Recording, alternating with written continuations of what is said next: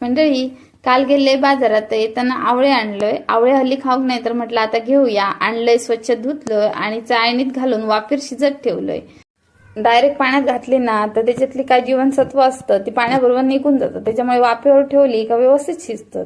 शिजवलेल्या आवळ्यांचे तुकडे काढून घेतले आणि एका कढईत पाकासाठी लागत एवढा गुळ घालून त्याच्यात शिजवलेले आवळे घातले आणि सतत ढवळत रवायचा.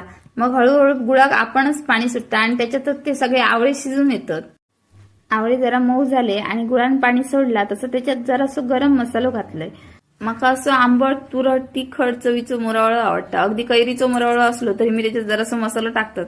आणि पाक आठ दिलो तसं त्याच्यात जरासं चवीनुसार मीठ घातलंय. थोडा घालायचा. गोड पदार्थात जरासं मीठ टाकला की चव अजून वाढता. आणि पाक जसं एक तारी झालो, अशी एक तार घट्ट झालो आणि एक तार योग लागली हातार काय समजायचं झालो आता. मग कढई उतरून घेतलंय आणि थंड होत ठेवलंय. गरम असताना जरा पातळ असतं आणि थंड झाल्यानंतर जरा घट्ट जातं अजून गुळ. मग थंड झाला की आताशी बाजारात प्रत्येक सीझन मध्ये आवळे असतात आणि आवळं आपल्या आरोग्यासाठी किती महत्वाचं असा हे आपण सगळ्यांकाच माहिती असा. मुलांका जर एक आवळं खाऊक दिलो तर खाऊची नाही, जरासं चावतली आणि टाकतली. त्यापेक्षा त्यांका असा काहीतरी वेगळा करून दिला का ती आवडीन खातली. थोडाच का होईना आपण असाच करून द्यायचा.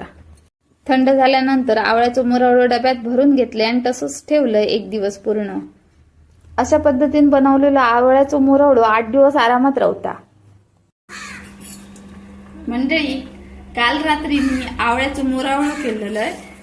सो आता टेस्ट करून बघते कसं झालं. एकदम आवळे मुरले आहेत मस्त गुळात. जास्त गुळ घालूक नसलेले कारण मला खूप पाग आवडणार ना, त्याच्यामुळे आता टेस्ट करून बघते कशी झाली.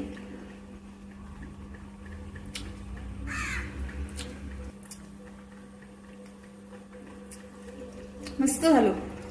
गोड, तुरट आणि तिखट जरासं, कारण मी त्याच्यात मसाला जरासं टाकलेलं आहे.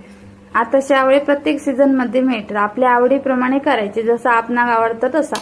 कमी जास्त गोड काय असत आणि एकदम तोंडात टाकले की तोंडात सुंदर चव येतात. तुम्ही पण असं केल्या तर कमेंट्स करून नक्की सांगा.